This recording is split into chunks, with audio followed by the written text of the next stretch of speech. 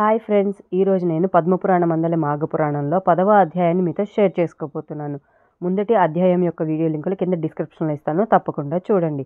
వీడియోలోకి వెళ్ళే ముందు ఒక చిన్న రిక్వెస్ట్ ఫ్రెండ్స్, నా వీడియోని పూర్తిగా చూడడం, లైక్ చేయడం, షేర్ చేయడం, మీ ఒపీనియన్ నా కామెంట్ రూపంలో తెలియచేయడం మర్చిపోకండి. మీరు లైక్ చేయడం, షేర్ చేయడం, కామెంట్ చేయడం వల్ల నా వీడియో మరికొంతమందికి రీచ్ అయ్యే అవకాశం ఉంటుంది. 10వ అధ్యాయము సుందోపసుందుల యొక్క వృత్తాంతము. పూర్వం భృగు మహాముని వంశమునందు రుక్షక అను కన్య జన్మించి దినదినాభివృద్ధి పొందుచుండెను. ఆమె దురదృష్టవంతురాలు కాబోలు. పెండ్లి అయిన వెంటనే పెండ్లి కుమారుడు చనిపోయెను.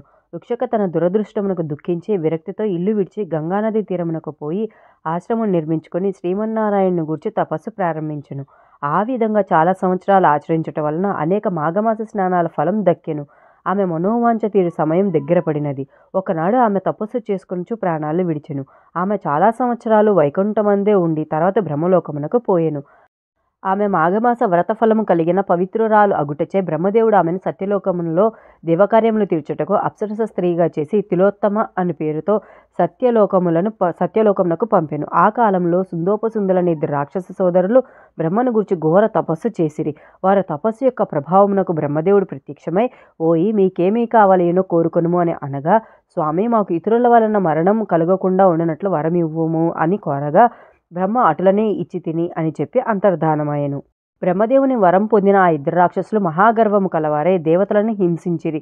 మహర్షుల తపస్సుకు భంగం కలిగించుచుండిరి. యజ్ఞ యాగాది క్రతువుల్లో మల మాంస రక్తాదులను పడవేసి ప్రజలను నానా బీభత్సములు చేయుచుండిరి. దేవలోకమునకు దండెత్తి దేవతలందరినీ తరిమివేసిరి. ఇంద్రుడు మొదలగు దేవతలందరూ సత్యలోకమునకు వెళ్ళి బ్రహ్మను వేడుకొని, మహానుభావ, సుందోపసుందులనే రాక్షసులకు మీరిచ్చిన వరములతో గర్వం కలవారై తపస్శాలులను బాధించుచు దేవలోకమునకు వచ్చి మమ్మందరినీ తరిమి చెరసాల్లో పెట్టి నానా బీభత్సం చేయుచున్నారు. కాన వారి మరణముకి ఏదైనా ఉపాయం ఆలోచించమని ప్రార్థించిరి.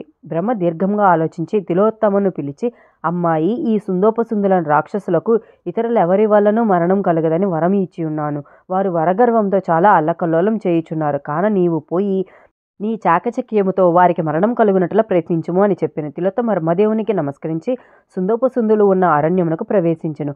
ఆమె చేత వీణ పట్టుకొని మధురమైన పాటలు పాడుకొనుచు ఆ రాక్షస సోదరులున్న నివాసమునకు సమీపంలో తిరుగుచుండెను. వీణానాదము, ఆమె మధురగానము విని ఆ దానవ సోదరులు అటు ఇటు తిరుగుతున్న ఆమెను అనుసరిస్తూ ప్రేక్షకుల వలె వెంటాడుచుండిరి. నన్ను వరింపుము తిలోత్తమ అను ఎవరికి వారు బతిమలాడసాగిరి. అంతటా ఆ తిలోత్తమ, ఓ రాక్షసాగ్రసులారా, మిమ్మల్ని పెండ్లాడుట నాకు ఇష్టమే. మీరిద్దరూ నాకు సమానులే. మీ ఇద్దరి ఎడల సమాన ప్రేమతో ఉన్నాను. కానీ ఇద్దరిని వివాహమాడుట సాధ్యం కానిది. కానీ నా కోరిక ఒకటి ఉన్నది. అది ఏమనగా, మీ ఇద్దరిలో ఎవరు బలవంతులో వారికే నేను సొంతం కాగలను అని చెప్పాను. ఆమె మాటలకు సుందోపసుందులకు పౌరుషములు వచ్చినవి. మీసములు మెలిపెట్టి నేను బలవంతుడని ఇద్దరు తొడలు కొట్టుకొని గుద్దుకొనిరి. మల్ల యుద్ధం చేసిరి. ఇక పట్టుదల వచ్చి గదలు పట్టిరి.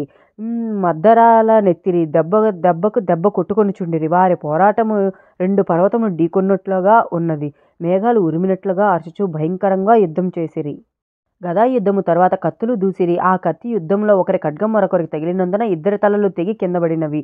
2 చనిపోయిరి. తిలోత్తమను దేవతలు దీవించిరి. ఆమె బ్రహ్మకడకు పోయి జరిగిందంతా తెలియపరచగా బ్రహ్మ సంతోషించి, తిలోత్తమ, నీవు మంచి కార్యం చేసితివి. నీ వలన సుందోపసుందులు మరణించిరి. నీకీ బలము వచ్చుటకు కారణము నీవు చేసిన మాఘమాస వ్రతఫలమే కాన నీవు దేవలోకమునకు వెళ్ళుము. దేవతలు నిన్ను గౌరవిస్తారు. అచ్చట అప్సరసలందరికంటే నీవే అధికురాలువు అగుదువు అని పంపెను. 10వ అధ్యాయం సమాప్తః. నా వీడియో మీ అందరికీ నచ్చిందనే అనుకుంటున్నాను. నా వీడియో మీ అందరికీ నచ్చినట్లయితే నా వీడియోని లైక్ చేయండి, షేర్ చేయండి, మీ ఒపీనియన్ నాకు కామెంట్ రూపంలో తెలియచేయండి. Thank you for watching.